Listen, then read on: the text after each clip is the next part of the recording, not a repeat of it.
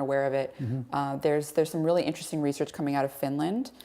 Are you familiar with the saunas and of course. the protective? Oh, yeah, of course. okay. Yeah, dramatic effects. And, yes, very interesting. And fits very beautifully with everything we've been talking about. And certainly, what happens when you have a sauna? Yes, you may induce some heat shock protein. Great, that's important and can be important in folding of proteins. But what also happens, of course, is that you detox. And these people who are doing this repeatedly, some nice work by Dr. Genuis from Canada, who showed that if you look at composition of sweat compared to the blood, there are certain toxins that are very high, cadmium being the big one, over 1,000 times increase in sweat. So a good way to get rid of cadmium, but a good way to get rid of other things mercury as well. Right? I think you're right with mercury. BPA but comes out in BPA, sweat. Especially the hydrophobic toxins, the non-hydrophilic stuff tends to be very good in the sweat.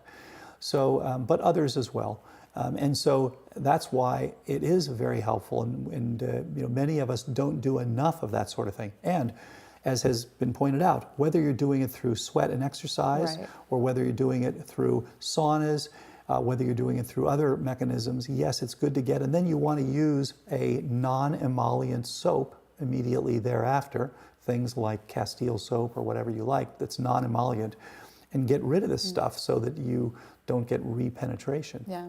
The other thing is the cardiovascular effects with the sauna, and that may also be related to absolutely dementia as well. So is that something that you'd consider using in your protocol? Oh, it's part of the protocol. It is part of the protocol. Oh, absolutely. Excellent. No, we recommend that people, and especially if someone has type 3, that's even more important.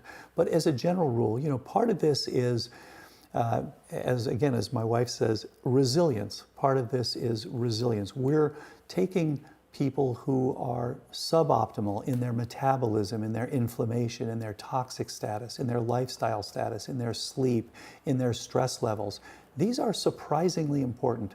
One of the first people who came through was a very intelligent physician. And as we went through each thing, he said to me, well, I don't believe that's not a cure for Alzheimer's. That's not a cure for Alzheimer's. He had well-documented early Alzheimer's, PET scan proven, amyloid PET positive, FDG PET positive, hippocampal atrophy, the whole 9 yards.